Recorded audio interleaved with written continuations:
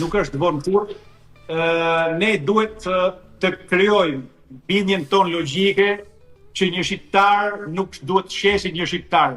Një shqiptar nuk duhet të urrejë një shqiptar. Një shqiptar nuk duhet të kenë çmir një shqiptar.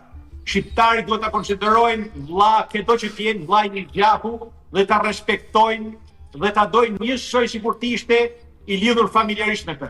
Nëse ne arrijmë të fusim këtë mentalitet hebre, pra sepse ne jemi popull që ngjasojmë shumë gjëra. Ngjasojmë shumë gjëra me to. Nëse fusim këtë mentalitet, ne kemi të ardhmen.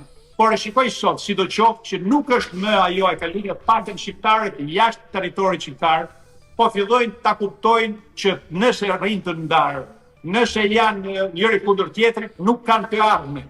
Dhe po nuk patën të ardhme fëmijët e tyre, investimi i prindëve shko.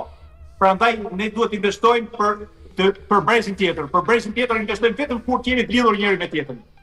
Për mua nuk ka dallim nëse është kosovar, është shqiptar i Liridës, i Qamërisë apo i Ulqinit.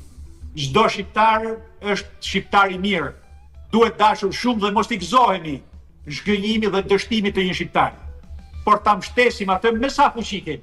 Të paktën mos të dalim kundër kurrë, sepse tjerë përfitojnë.